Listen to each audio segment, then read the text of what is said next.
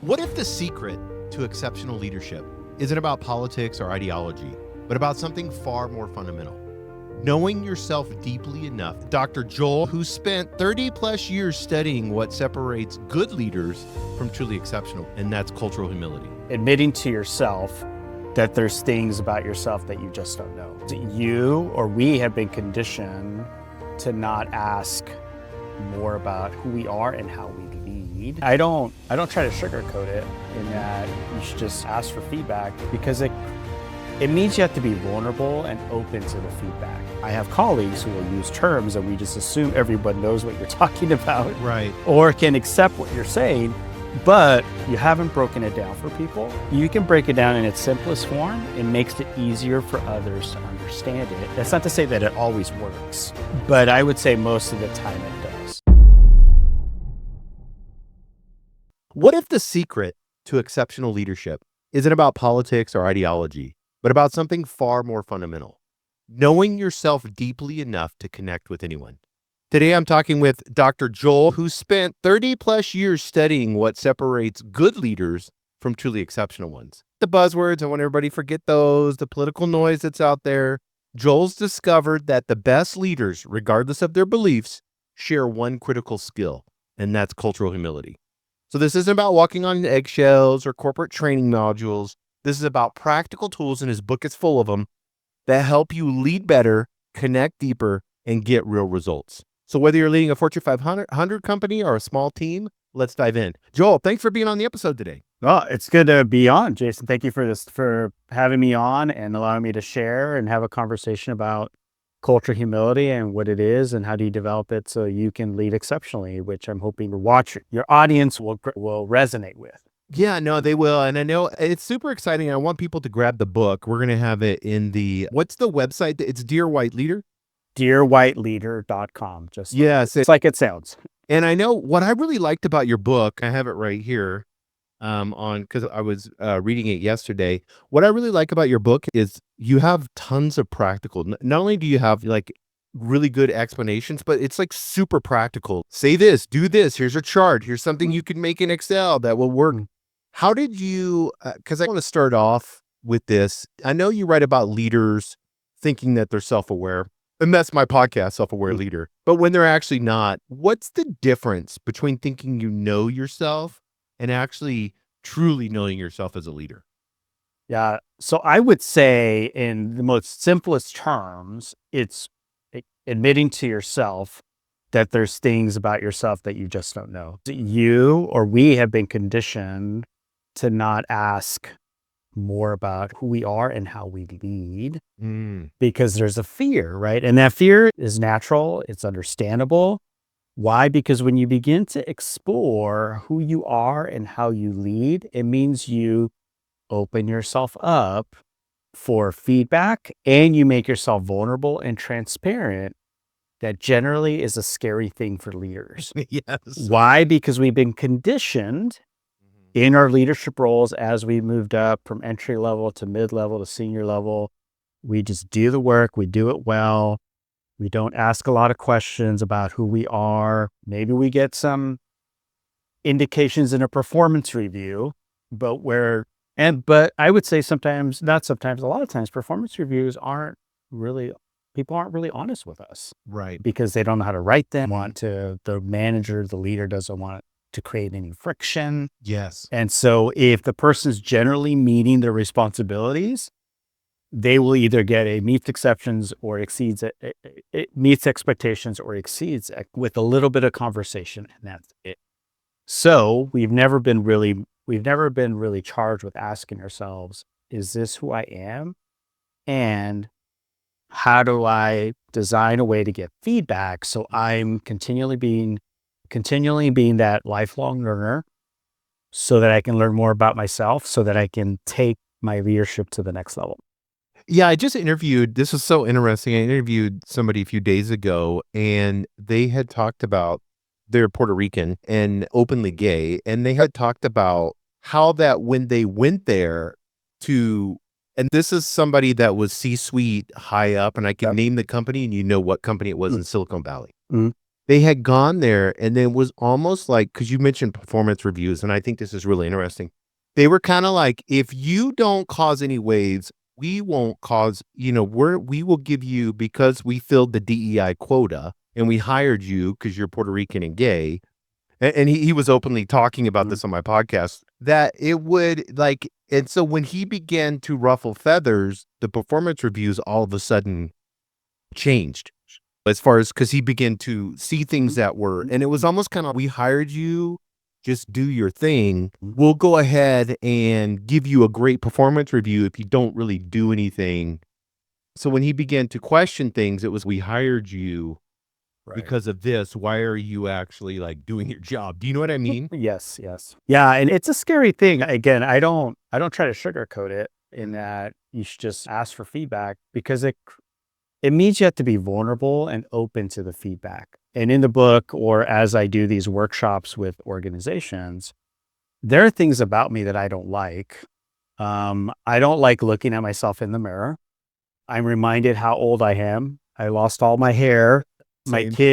My kids remind me my hearing is going out, so I had to get a hearing aid, right? Those are all like warts and wrinkles, but that makes us who we are. And we need, as a leader, to not be afraid to lean into that. But Mm. the self-awareness piece, because there may be some things that we need to fix or work on to become that leader or get better at communicating and where my gaps are so the people we lead aren't making shit up about us. Yeah, no, that makes sense. Yeah. But that requires the vulnerability, the transparency.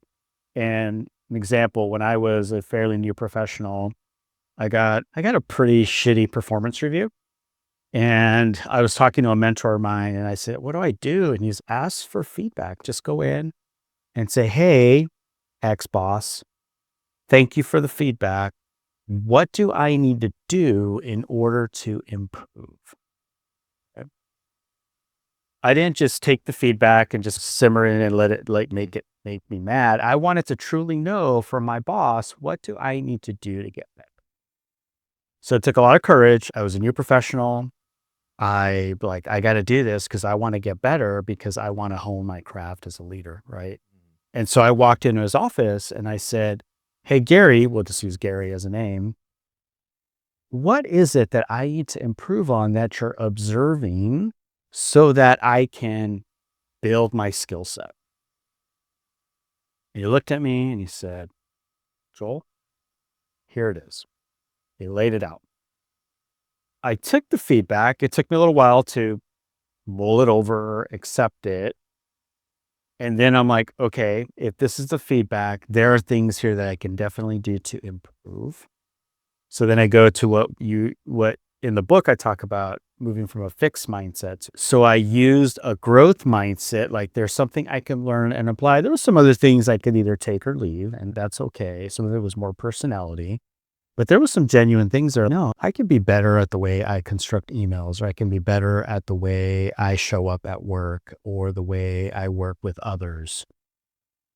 In order for me to move up in this field and this whatever company, there's things that I can do to get better. And I'm going to choose to do those and not isolate myself and just be miserable and or become a curmudgeon. Do you think, Um, was Gary a white leader? yes, he identifies. Was he racist? No, he was just honest with people. Like Because I think he there's a difference there, and that's something that Mm, this is what I want to get into, and we'll get mm, into the listening test, the mm, bias, blind spots, because your book does a really good job of this, and this is where, how do you be honest and then don't come off as racist?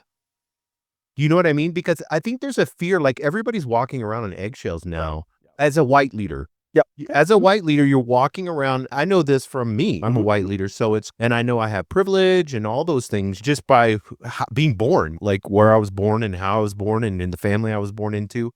So how do you be honest and not come off like, because you could have took that in a lot of different ways. Yeah. Like you could have took it in more of a fixed mindset and been like, Gary's just picking on me because I Mexican. identify as I'm Mexican Hispanic or American. yeah, Mhm. Mexican American. Yeah. So when I work with white leaders, actually, I'm working with a white leader right now who's at a fairly large nonprofit. And what we talk about is how you communicate who you are as a leader. One, acknowledging that I identify as white male. I know how that may come across, but I truly want you, Joel, to be successful. And I acknowledge that I have some advantages that you may not have, but I truly want to help you get better. You say it once. You don't have to keep apologizing for being white. And that's one example. The other example shares with another leader I was working with a few years ago, and they kept apologizing. Hey, I'm white. I'm sorry. I know I got. And I said, that stop. gets too much. I said, stop it. You say it once. Mm-hmm. You acknowledge it. Generally, at least for me, who identifies as a person of color, I heard you. We got to move forward, and this organization has to move forward. Mm-hmm. And yes, thank you very much for acknowledging that. I accept it. Yes, but we need to move forward. And so that's what when I work with white leaders, particularly white men, is yes, you've acknowledged it. You've acknowledged it. You've owned it. You don't have to keep, I believe, you don't have to keep apologizing and repeating yourself. That just makes you sound insecure and wishy-washy as a leader. And there might be other opportunities where you can talk about your experience as a white male and how you are trying to create a more inclusive organization using your identity as a white leader. But that's for a different time and a different conversation. Right. You don't need to keep apologizing for something you've already apologized for. Yeah, no, that makes sense. Yeah, and I think that's such a practical that's such a practical way to do it. 'Cause I've seen both sides of it, the racist part, not even realizing it. Yeah. And then I've had conversations with boomers, and it's so funny. Hey, you have too. You're racist. What you're saying is not, and they don't even realize it. It's like they're subconsciously racist or something. But I want to get into one of the things that, as a self-aware leader, that you talk about in your book, and I think is really good, and something that's extremely practical they can do right now is the listening test. Most leaders don't listen. Yes. What does that look like, and how did that transform your leadership effectiveness? Yeah. So the way it transformed my leadership effectiveness, the ability actually came from the ability to coach. Like I realized before walking into a session, I needed to center myself. And in order to be fully present, I listened to actually a podcast, an interview with the author. His name's Oscar Trimboli. I think his book is How to Deeply Listen or How to Listen. And as I listened to him, a light bulb went off. I'm like, oh, I don't take the time to prepare to actually listen to people. I may say before a session or before I speak or before I talk to my spouse, I need to listen, but I'm thrust into the conversation and I don't take a minute or two or three to just center myself, be fully present before I engage in a conversation. So when I started doing that, my coaching skills increased and also my ability to listen to others in a conversation, hearing a speaker, hearing a facilitator also increased to be able to listen better or more effectively. But we don't do that enough as leaders because we're going from meeting to meeting. We're crowding our calendars in, and we're not being intentional about creating that space. And Oscar Trimboli's work, the research he's done, shows that if people were to actually do a better job of being fully present, meeting times would be cut in half. Yes. Because you're not getting distracted. You're not asking people to repeat themselves. What did you say? And also you're not thinking about that email that you need to respond to or that other meeting you have coming up. So all that say is that when I started doing that, I became not better at the work that I do. It's not because it takes practice and discipline, but in the book and also when I do these workshops, I talk about it could be as simple as learning to not schedule 60-minute meetings where you're going back to back. Maybe it's right. And you gave yourself a 10-minute gap or before you walk into that meeting, just take 3 minutes to breathe, to ask yourself what's distracting me right now. Or it could be taking your hand and breathe in, breathe out, breathe in, breathe out, and so forth 3 times. So before you walk into that meeting or that session or that conversation, or even before you respond to an email. Yeah, I mean, that eliminates so much as far as the emotion and like you said, that hype that you get, not really flow as much as I think it's just cortisol from meeting to And meeting. yeah, and give yourself permission and the people around you. So the other thing, I don't necessarily talk so much about this in the book, but I call it, or I reference it as leading with clarity. So if your team knows that you're going to need space to breathe before you walk into a meeting, to let them know that, hey, I hear what you're saying. I need time to just think and to breathe before I engage in this conversation. Interested in what you have to say, is that right now I am not in the right frame of mind to really listen, so that they know, okay, Joel needs some time. That's just the way he's wired. That's what he needs. And then you begin to model it for people. You give permission for people around you to do the same. Yeah, no, I love that.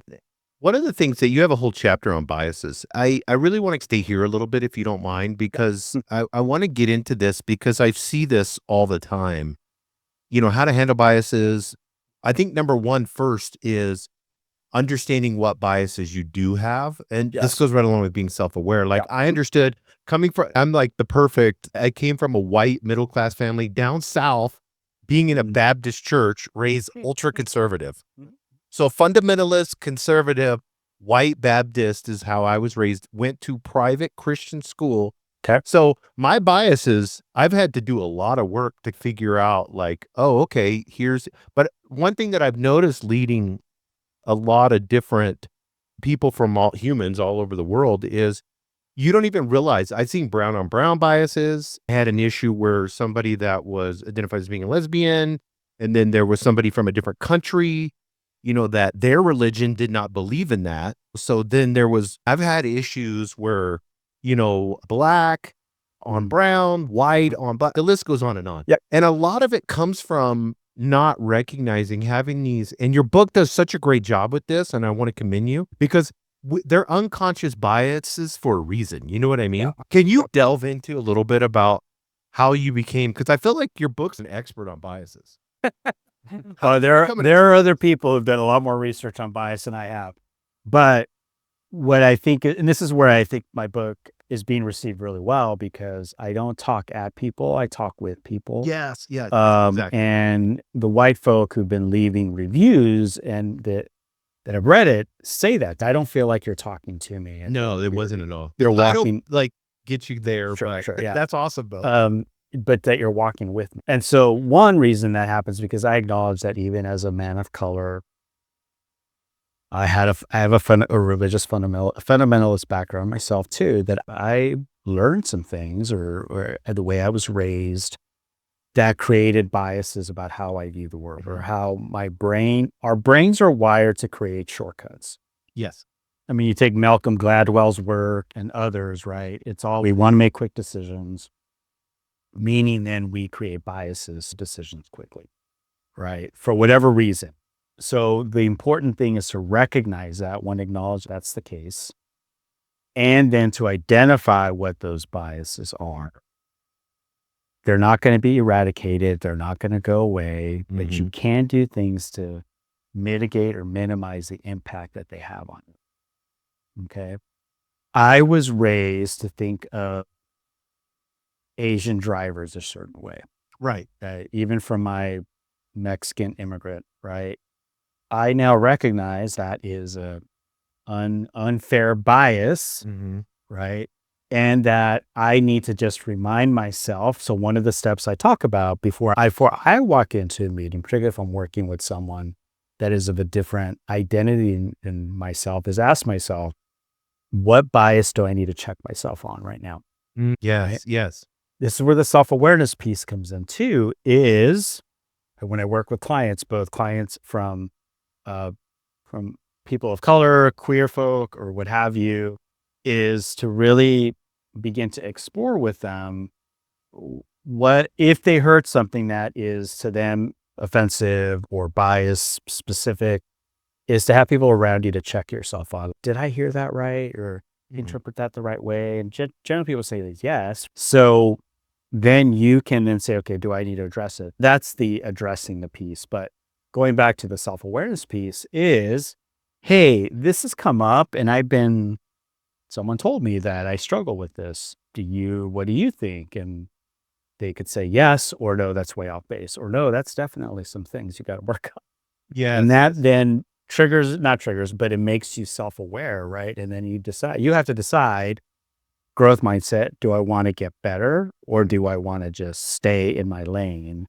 And this is just who I am. And you're just going to have to deal with it, which doesn't lead to exceptional leadership. So getting clear on your biases is one of the key components of moving towards developing a posture of cultural humility.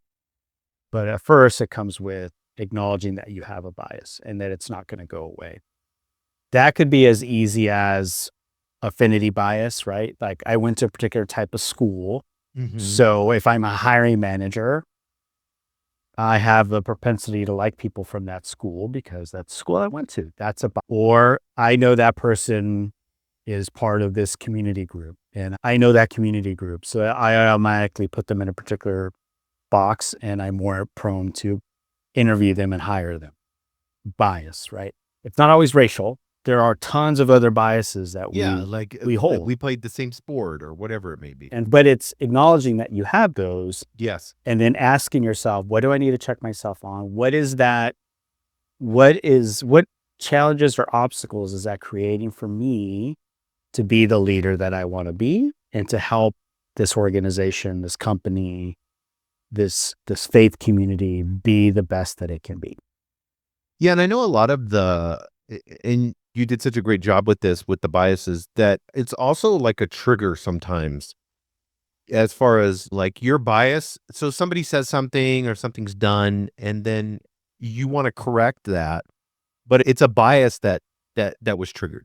Yeah. Compared to, does it actually even need to be corrected? Or is my bias that's coming out, or even a prejudice that I have towards this? And so I've identified these people as being, like you mentioned, we've been in LA a lot. My girlfriend and I, you mentioned Asian driver thing. That's probably pretty much more of an LA thing than it is in Santa Fe, New Mexico. Yeah. When you recognize that and you can be like, oh, okay, this is, because in Portugal, it's totally different than in Pakistan compared to South Africa. So it's so silly when you really become self-aware on it. You can almost laugh at it.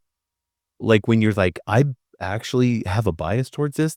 How can I work on that? How does a leader begin to really recognize them within themselves without going and talking to people? Because I think that's a problem. Like you said, the apology thing, especially a white leader is going, oh shit, I have this bias. And so you don't want to go around and start saying, oh shit, I was raised in the South and there was issues with my parents believed a certain thing about Black people. So now I'm going to run around and tell all the Black people that I work with that I have a bias. How do you do that? How do you handle that as a leader so that you're not just like shitting all over yourself? Right. I should be this or I should do that. Yeah. One of the resources I talk about in the book is the implicit bias association test that puts out. And I also acknowledge that not every instrument is perfect. So it has its flaws, but from a research standpoint. But it does give you an idea of where you may be struggling with some of these things.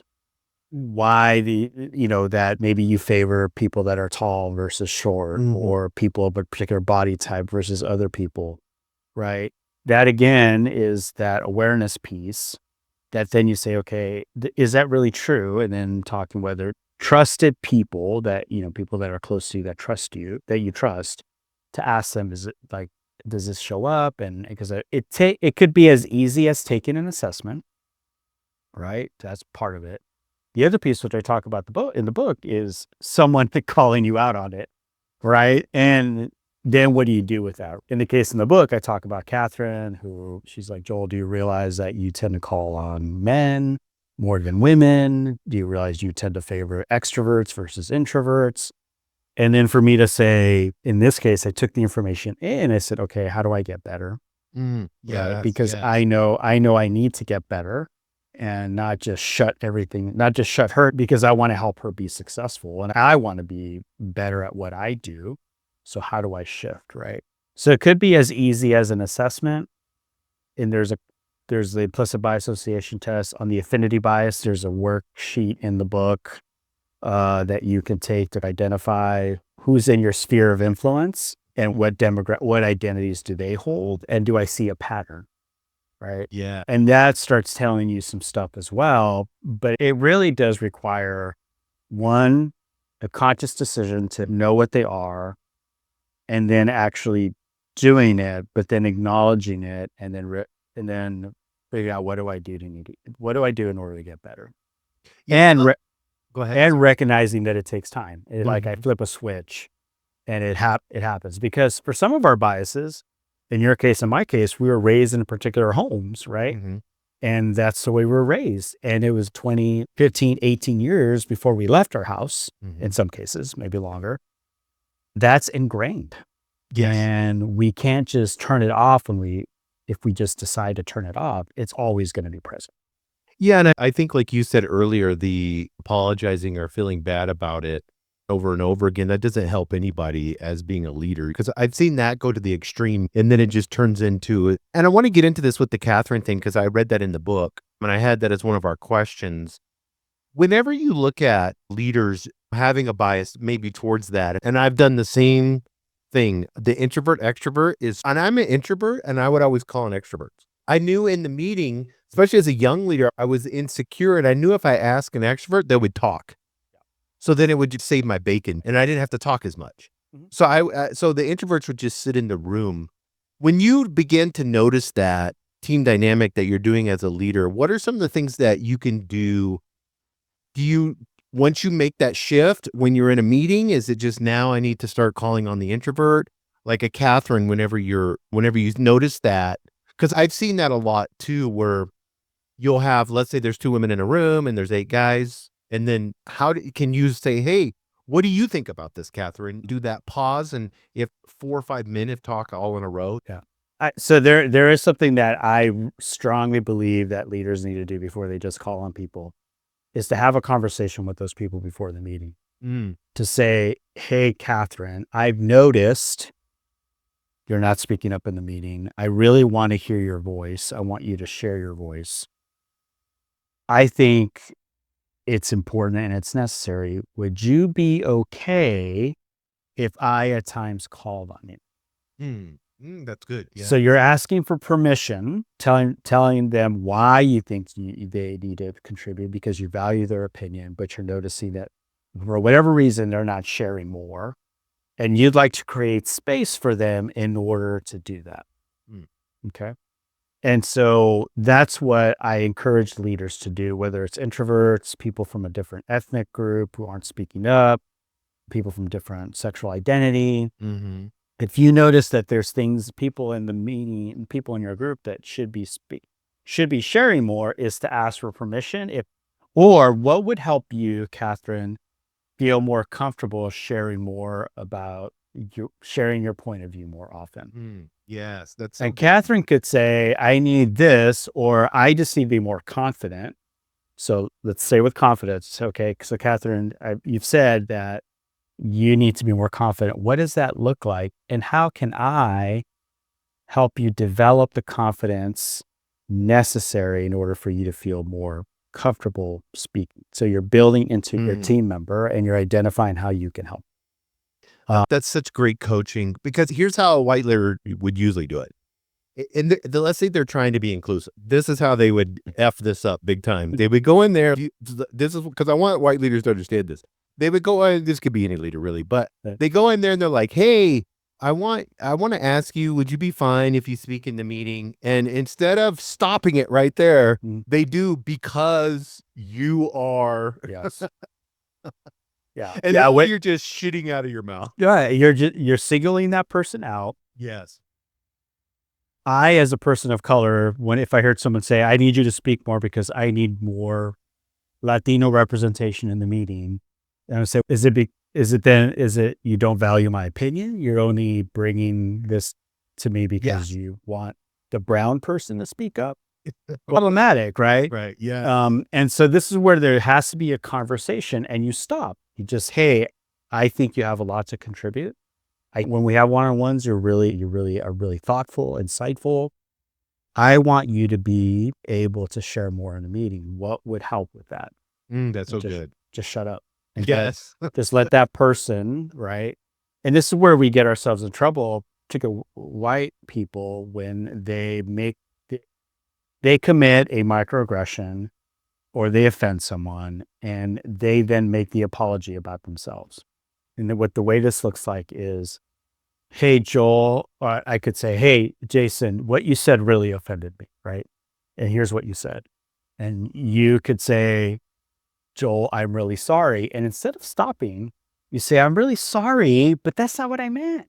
That's not how so intent versus impact. The impact was I felt it negatively. And when I coach people, I say, all you have to do is apologize and say, I'm really sorry this happened.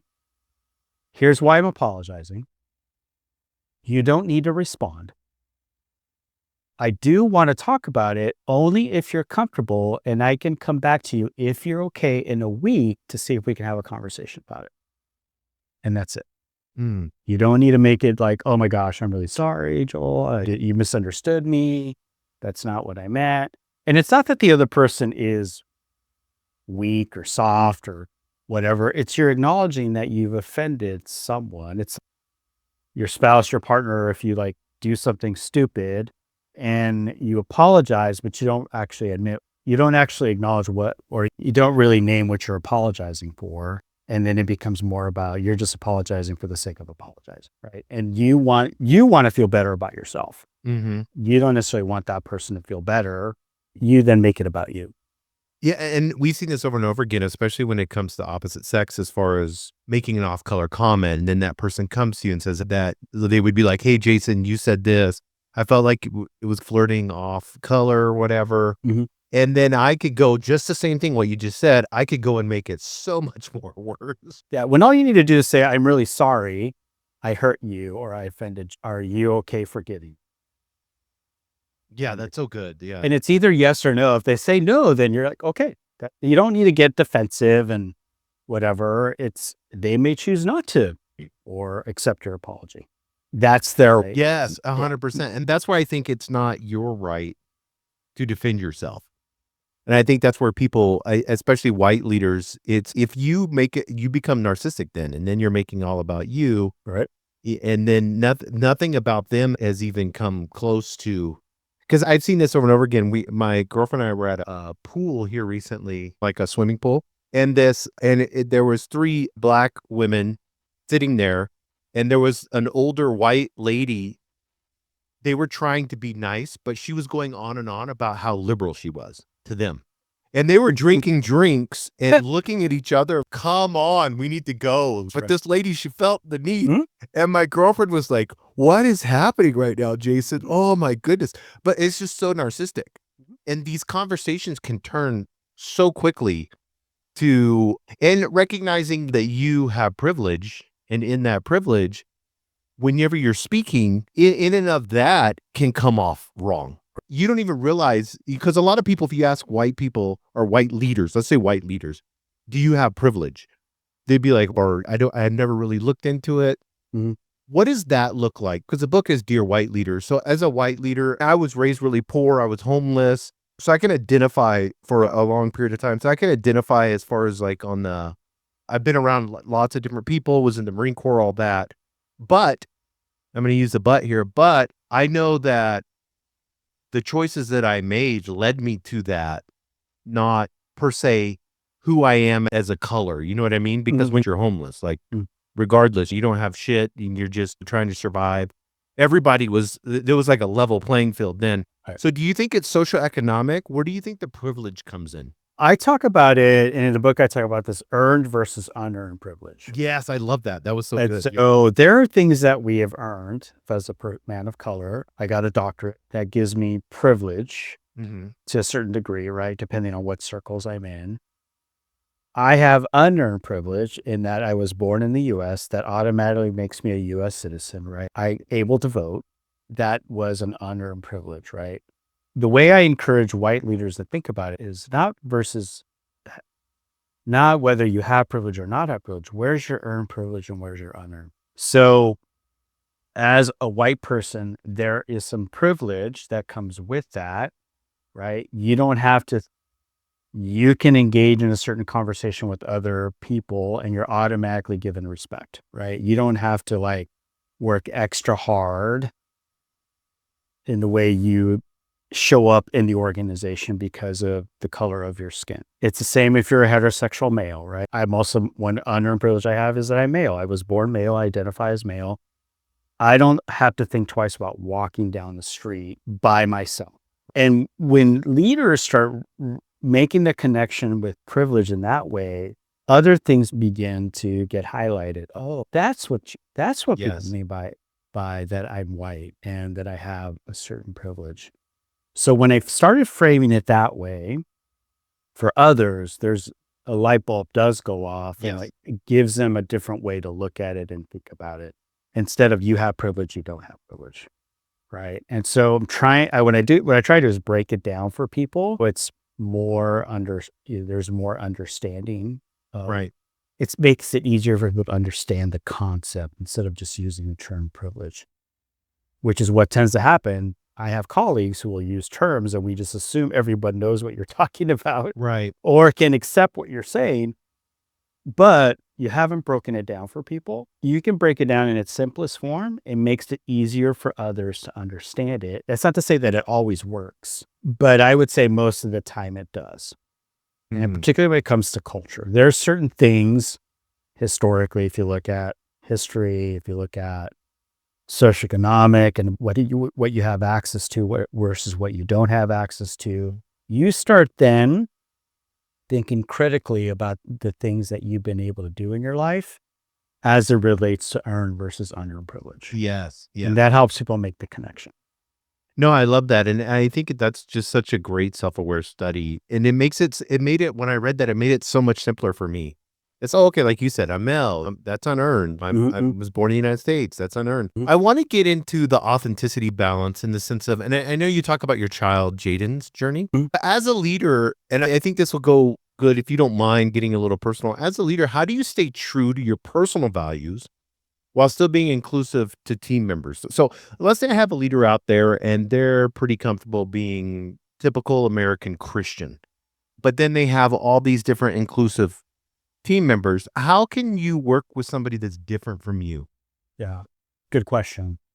So in the book and when I do presentations, I talk about, I'm not asking you to change your beliefs or your values. Mhm. What I am stressing is the importance of having a conversation where you approach it with curiosity. So you leave with a better understanding of that other person's point, right? And so if you philosophically disagree with someone on your team, whether it's religious, political affiliation, what have you, to enter into conversation with a posture of curiosity so you can better understand. Mhm. It doesn't mean you're going to change your mind. And I'm not telling people they have to change their mind. I'm more like, if we engage in those types of conversations, we will leave the conversation with a better understanding of that other person Mhm. and about ourselves and how we relate to other people. So that's the important thing. Yes, it can be difficult. I have clients who will say, I believe a certain way, like I believe a certain lifestyle is the right lifestyle, and I'm not open to other lifestyles. I'm not saying you have to be open. I'm saying, but can you learn more about that other person's Mhm. beliefs and values so it makes you a better human? Okay. And I think Christianity is your faith perspective. I think it leads to living a better Christian life when Yes. you're able to engage in conversation across differences. And it's not about convincing the other person that they're wrong and you're right. What that leads to is what we have today, polarization. I just want to state my talking points. And if you don't believe them, you're wrong and I'm right. And then just because we're just sharing talking points rather than actually talking with each other, we're talking at each other. So to back to your question is acknowledging that's the case, that I'm not going to ask you to change your beliefs, but I want to have a better understanding of why you believe what you believe or why you hold the values that you hold. We still got to work towards whatever our organization's mission is. Mhm. And that's what we're working towards. But we're going to be in a better place when we have a better understanding of who we are and how we're wired. How would a team member that may be like somebody that would be like your daughter, how would that approach? How can they come in and talk to their leader? Yeah, if I was coaching Jaden, I would say, hey, and they were having challenges with their leader, right? Because they perceive that leader is not open to their particular identity, this particular part of their identity. Is I would say one is you have to. So when I work with leaders, particularly around like career discernment, is I help them get clear on their values, right? So if their values are in alignment with their roles, that's good. If they're not, then it generally is a different conversation. But if Jaden's values are aligned with the organization's values, is then figuring out, I have to help Jaden figure out how to continue to show up Mhm. and be the best that they can be, even if that manager or leader they disagree with fundamentally, right? Yes. But I would say the same thing is, Jaden, how are you leaning into these conversations with curiosity? Or we could say, hey, Joel, help me understand what I've noticed, Joel, is that you tend to treat me differently than the other employees. Mhm. So how I perceive that as you not being open. Am I missing something here? Are my observations incorrect? And then have a conversation around it. The thing is though, that you, the person having the conversation, needs to feel like you can ask those types of questions, right? That there's safety. By the way, when I say safety, I don't mean comfortable. So being able to have courageous conversations or curious conversations and feeling like you can.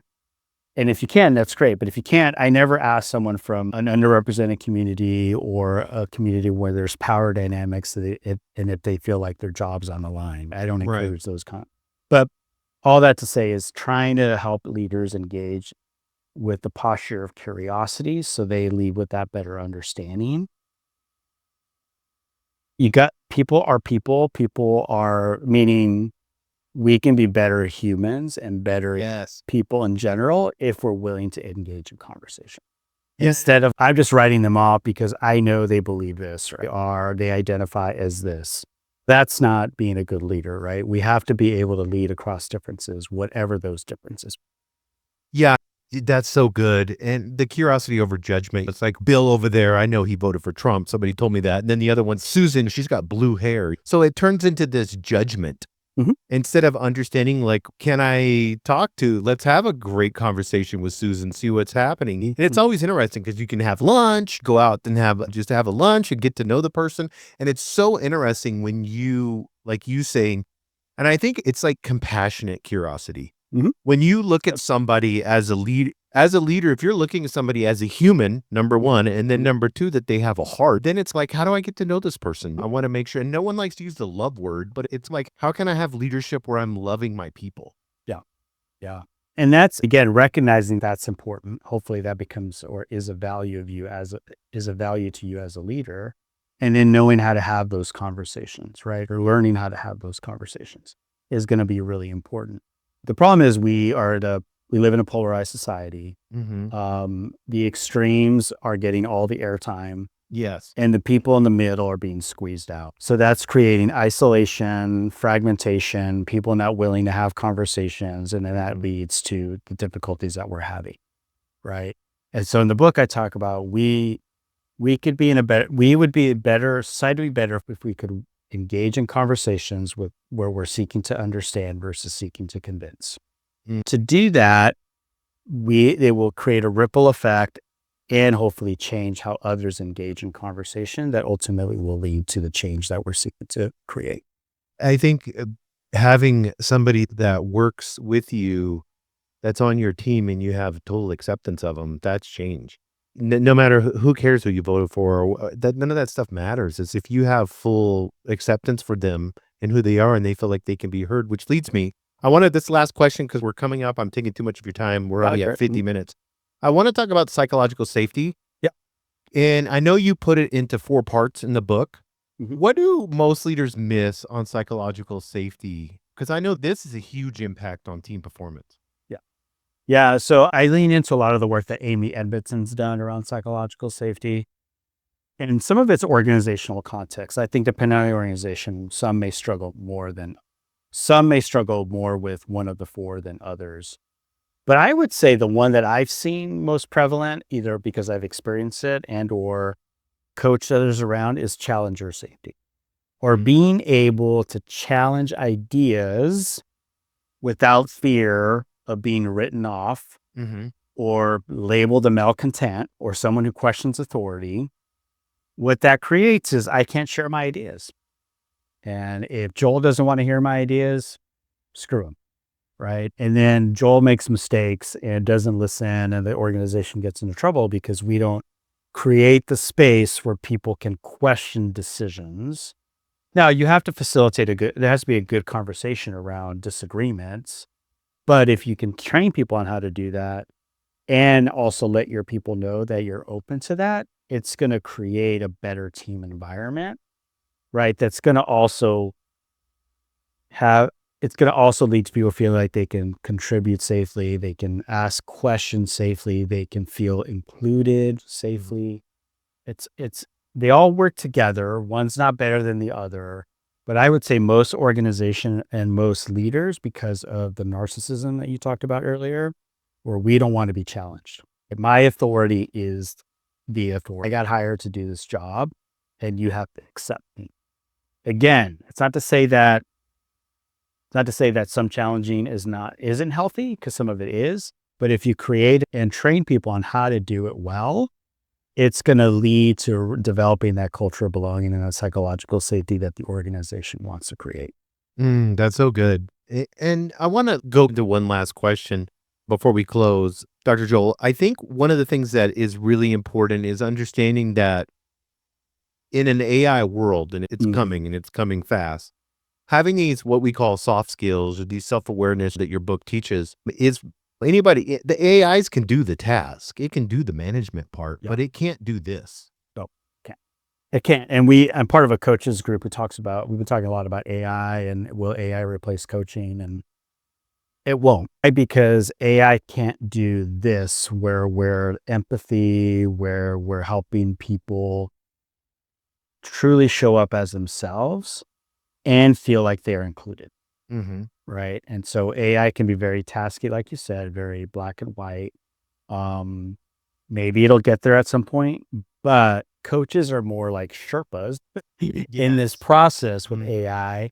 So AI is not going to replace coaching. I think it's going to push us as coaches to be better at our crafts, because our clients are going to want feeling, emotion, empathy, and also helping us get better as leaders and creating that same sense with the people that we read.